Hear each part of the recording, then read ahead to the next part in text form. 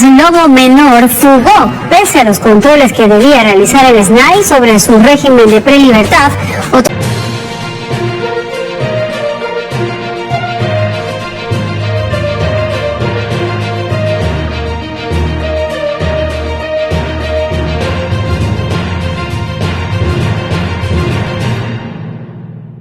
Sí, como lo escuchaste al inicio, este es el único país del mundo donde un alto y peligroso delincuente se le vuela las narices al gobierno, al SNAI, a la policía, al superministro que tiene vecinos también delincuentes.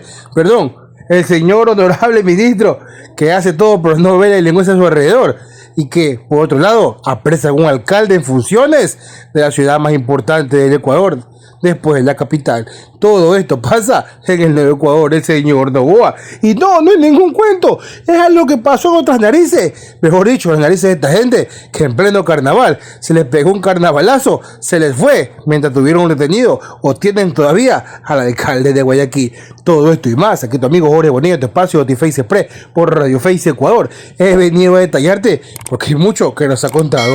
Deja tu like, comparte ese video, suscríbete a YouTube, síguete en las redes y pasemos a ver el tema. Lobo Menor fugó, pese a los controles que debía realizar el SNAI sobre su régimen de prelibertad, otorgado por un juez en un caso de asesinato en 2022. La unidad antidelincuencial de la policía elaboró un informe que señala irregularidades y falta de supervisión del SNAI.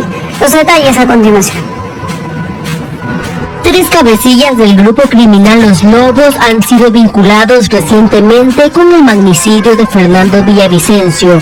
Dos están presos y solo uno se encuentra prófugo, Ángel Esteban Aguilar, alias Lobo Menor. Su fuga ocurrió en medio de irregularidades o falta de control del SNAI al régimen de prelibertad otorgado en 2022 por el juez de garantías penitenciarias de la Tacunga, Víctor Barahona. Así lo concluye la Unidad de Investigación Antidelincuencial de la Policía UIAD en un informe del 26 de enero. Según el documento, la institución penitenciaria, mediante la Unidad de Reinserción Social Quito número 1, incumplió disposiciones de control básicas de la sentencia, no realizó las visitas mensuales al domicilio del sentenciado en el sector El Bosque, ni informó al juez inconsistencias en las actividades virtuales que reportaba, como fotografías de respaldo de asistencia repetidas y con el rostro cubierto. Pero más allá de las inconsistencias en las fotografías, lo que alarma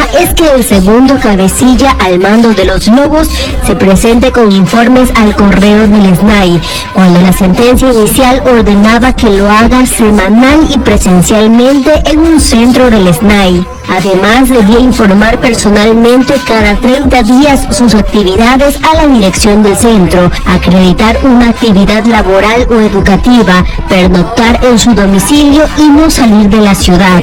En su informe de descargo del 2 de febrero, la Unidad de Reinserción Social del SNAI reconoció que recomendó al juez permitir que el Lobo Menor presente sus actividades fuera del centro por un antecedente violento. El 6 de abril de 2022, una balacera en una de sus comparecencias dejó herido a un agente penitenciario.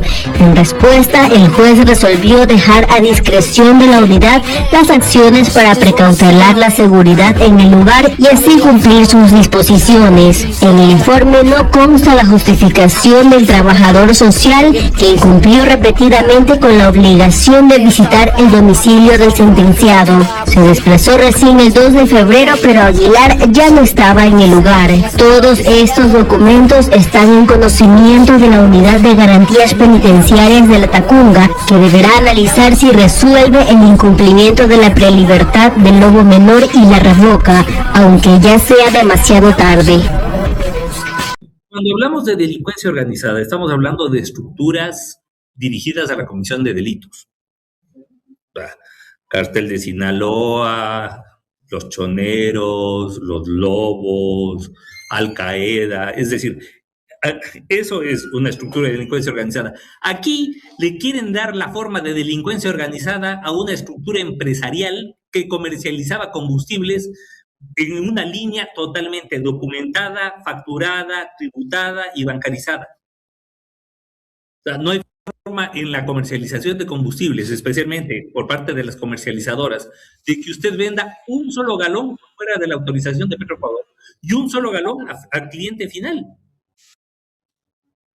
Entonces, como vieron que en el caso denominado AAA les resultaba muy cuesta arriba demostrar la supuesta comercialización ilícita de combustibles, cometieron la idiotez de armar un nuevo expediente que nunca nos notificaron, ojo, jamás nos enteramos de la existencia de esta investigación previa, y armar este tinglado, esa teatralidad de policía y crimen organizado para generar una narrativa y ver si es que en base de esa narrativa pues se puede lograr un procesamiento y eventualmente una condena. Doctor, ¿usted confía en ese tribunal que decidirá sobre el tema de la prisión preventiva? Bueno, todavía no sabemos cuál es el tribunal, ¿no? Tendrá que sortearse y ver cuáles son los jueces que van a integrar ese tribunal. O sea, no puedo de antemano, sin saber quiénes son, descalificarles. Pero lo que sí le puedo decir es que la justicia está pasando por un momento muy triste. Hemos vuelto nuevamente a la metida de mano a la justicia, nuevamente al control de la justicia por parte del Ejecutivo, y esto no le hace bien al país. Primero, la teoría del caso de la Fiscalía carece de sustento. Se refiere a una comercialización que ya se está tratando en otro proceso, es decir, la conexidad es absoluta. No tendría razón de haber un tercer proceso porque se está rompiendo el principio no bin in idis. Es decir, nadie puede ser juzgado dos veces por la misma causa. Eso es imposible. Eso no, ni siquiera en un país tercermundista como el Ecuador y con una bajísima calidad de administración de justicia se puede romper ese principio.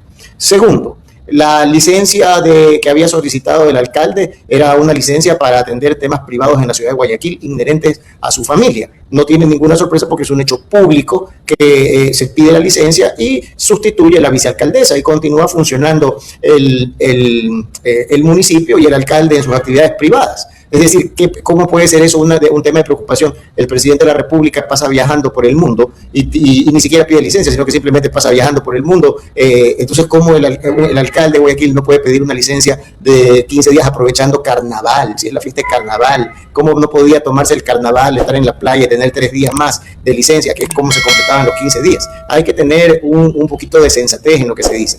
Tercero, no se ha encontrado ningún dinero en propiedad del señor Aquiles Álvarez. Al señor Aquiles Álvarez lo allanaron en su casa, lo detuvieron en el dormitorio de su casa en ropa interior. Esas imágenes las han presentado a los medios de comunicación social y por lo tanto no existe ninguna posibilidad de que le hayan encontrado dinero porque estaría en el parte de detención de la Policía Nacional.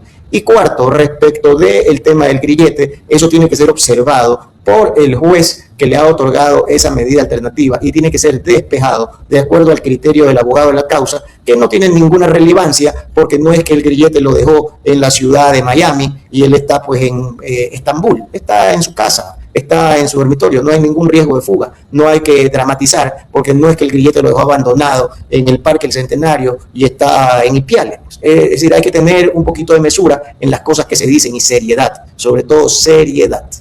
Mientras la SNAI, que es manejada directamente por el gobierno del señor Reinberg, está vanagloriándose con la captura del señor Aquiles Álvarez, tenemos que soportar que en sus narices se les vuele el lobo, alias Lobo Menor, relacionado hasta incluso con el crimen contra el magnicidio del señor Fernando Villavicencio.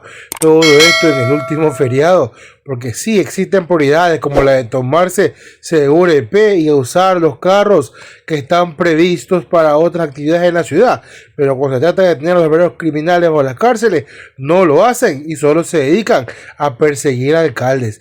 Y sí, todo esto pasa en el Nuevo Ecuador, el señor Noboa, donde más prioritario es tener preso a los enemigos o a los que se entreponen en el camino de su jefe, que cada vez, aunque lo nieguen, más parece un mafioso que un jefe de Estado. Esto es lo que tenemos que ver y es lo que estamos contando. Sí, esto ya parece novela narco. Quizás a lo mejor los señores libretistas de novelas de esta índole deberían inspirarse en Ecuador, porque solo aquí se les vuelan los altos delincuentes y meten presos a personas inocentes. Que más allá les puede agradar, no les puede agradar, pero que al señor no se le ha demostrado absolutamente nada. Lo allanan en su casa durmiendo, se le meten como ladrones, se quedan hacer en los procedimientos. Sin embargo, uno que otro florín odiador todavía aplaude ese tipo de cosas. Sin embargo, los presos que deberían estar, los suelta, que no es el único caso. Porque para mí esto no siquiera se le ha fugado, para mí que ellos mismos lo dejaron ir. Porque ellos mismos los jueces también como actúan en otros casos y dejan libre a gente que cogen en flagrancia. Sin embargo, por ahora, ha sido Pera el Ecuador. Deja tu like, comparte el video, suscríbete a YouTube, síguete en las redes y nos vemos hasta la próxima.